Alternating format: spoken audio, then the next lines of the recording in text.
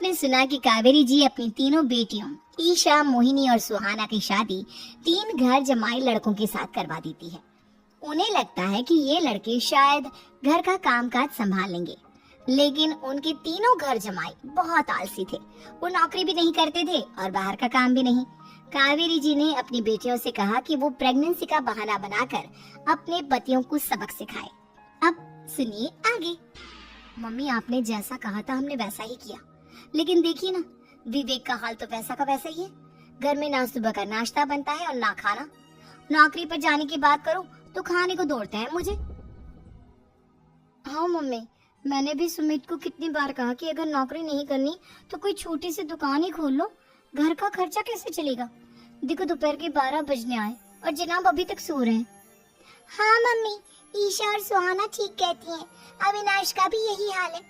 जब मैंने अपनी प्रेगनेंसी के बारे में कहा तो मुझसे कहने लगा, अरे दूसरी लड़कियां तो 9-9 महीने तक नौकरी करती है, बस डिलीवरी के टाइम छुट्टी लेती है। मोहिनी, तुम भी नौकरी करो। अब मुझे कहाँ नौकरी मिलेगी? मम्मी बताओ, अब मैं क्या करूँ? हे भगवान, क्या सोचकर घर जमाई दामाद लाई थी मैं कि मेरी बेटियां मेरे पास रहेंगी और खुश रहेंगी, लेकिन इन आलसी दामादों ने तो हमारी जिंदगी को भी प्रॉब्लम में डाल दिया है। मैं तो कहती हूँ मम्मी, हम लोग वापस अपनी जॉब पर जाना शुरू कर देते हैं। बता देते हैं इन लोगों को कि हमने प्रेगनेंसी का बहाना किया है। नहीं नहीं बेटा, ऐसी गलती भी मत करना। अगर तुमने ऐसा किया तो इन तीनों की आदत और खराब हो जाएगी। अरे आज नहीं तो कल कभी तो तुम प्रेग्नेंट होगी, तब वापस यही प्रॉब्लम आएगी, तब क्या करोगी तुम तीनों? हाँ मम्मी, आपकी बात तो बिल्कुल सही है। इन लोगों को तो सुधारना ही पड़ेगा। लेकिन कैसे? अपने बच्चों के आने की खबर सुनकर भी इन लोगों पर कोई असर नहीं हो रहा। पैसे कमाने के लिए घर से बाहर निकलना ही नहीं चाहते ये तीनों।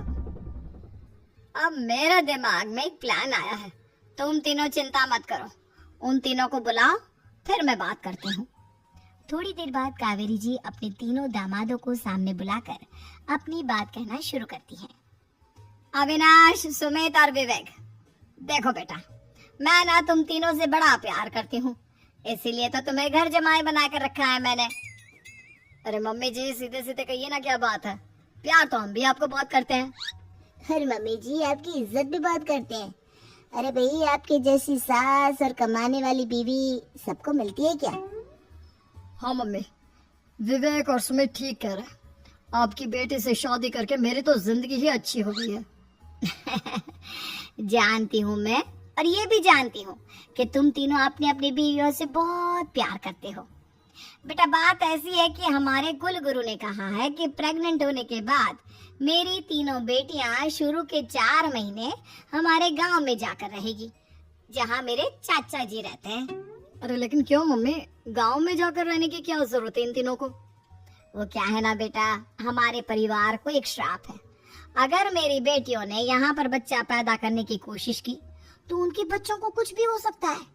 इसलिए अब से लेकर 4 महीने पूरे होने तक इन्हें गांव वाले घर में रहना पड़ेगा। हाँ तो इसमें प्रॉब्लम क्या है मम्मी जी? हम भी वहाँ जाकर रहेंगे, पिकनिक मनाएंगे।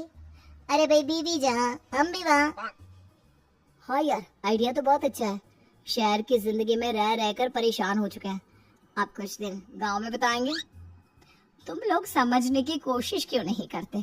तुम में से कोई भी वहां नहीं जा सकता, और मैं यहाँ रहूंगी ना तुम तीनों के साथ। 4 महीने की तो बात है, उसके बाद ये तीनों ही लौट कर आ जाएंगी। ठीक है मम्मी जी, अब हमारे बच्चों का सवाल है तो ये तो करना ही पड़ेगा। कावेरी अपनी तीनों बेटियों को कुछ दिन के लिए घर से बाहर कहीं दूसरे शहर में रहने के लिए भेज देती है। कुछ दिनों के बाद, अरे मम्मी जी, बहुत दिन से पिज्जा नहीं खाए, मंगवाइए ना। क्या बताऊं बेटा, पहले तो बेटियां खर्चा दे देती थी क्योंकि उनकी नौकरी थी, लेकिन अब तो मेरे पास पैसे ही नहीं बचे। थोड़े बहुत पैसे हैं जो बच्चों की डिलीवरी में काम आएंगे। लेकिन मम्मी जी, आपकी बेटियों को वापस आने में तो अभी बहुत वक्त बाकी है। वही सोच सोच कर परेशान हो रही हूँ। सोच रही हूँ कल से दूध भी बंद करवा देती हूँ। अब दूध वाले को देने के लिए पैसे भी तो नहीं है ना। अरे नहीं नहीं मम्मी जी, अगर दूध भी बंद करवा दोगी तो मुझे चाय कहाँ से मिलेगी? और चाय के बिना मैं तो मर ही जाऊंगा। क्या करूं बेटा, इसके अलावा हमारे पास कोई ऑप्शन नहीं है। मेरे पास पैसे ही नहीं बचे।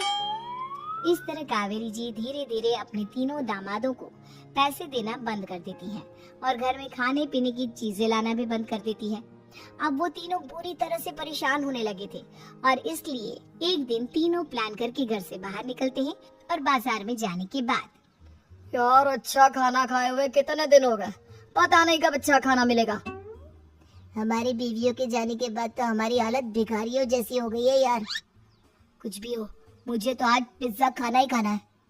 जेब में 1 रुपया नहीं है और पिज्जा खाएगा, कहाँ से आएंगे पैसे? अरे देख वहाँ सामने बोर्ड पर क्या लिखा हुआ है, कंप्यूटर पर काम करने के लिए एक आदमी की आवश्यकता है। भाई मैं तो जा रहा हूँ, काम करूँगा और शाम तक पैसे लाकर आराम से पिज्जा खाऊंगा। जा जा, तुझे कोई काम नहीं देने वाला, हम तो घर जा रहे हैं। चल भाई सुमित।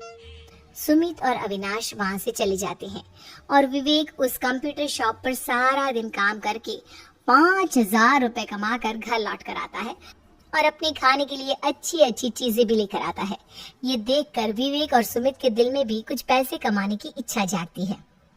अरे सुबह सुबह कहाँ चल दिए तुम? मम्मी जी एक बहुत अच्छी जगह मिली है, कंप्यूटर पर काम करने के 5,000 मिले थे कल मुझे। अगर रोज काम करूंगा तो पूरे 40,000 की तनख्वाह।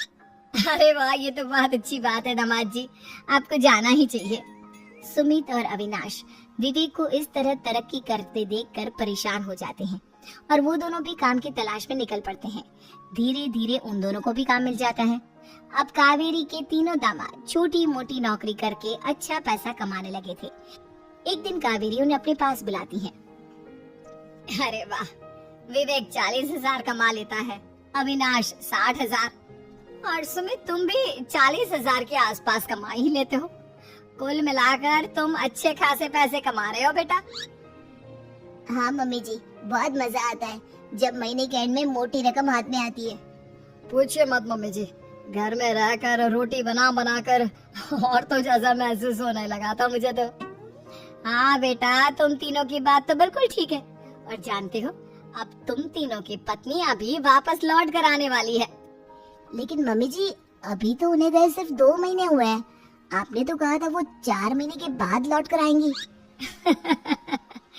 ऐसा कुछ नहीं है बेटा, मैं सिर्फ तुम तीनों को सबक सिखाना चाहती थी कि आदमी घर में बैठकर बीवी की कमाई खाता हुआ अच्छा नहीं लगता। इस दुनिया में हर इंसान को मेहनत करनी चाहिए, काम करना चाहिए, चाहे वो औरत हो या आदमी, ताकि अपने परिवार को संभाल सके। कावेरी की बात सुनकर उन तीनों को अपनी गलती का एहसास होता है और कावेरी उन्हें सच बता देती है कि ईशा, सुहाना और मोहिनी शहर में ही कहीं दूसरी जगह रह रहे थे। शाम के वक्त उन तीनों की पत्नियां लौट कर आ जाती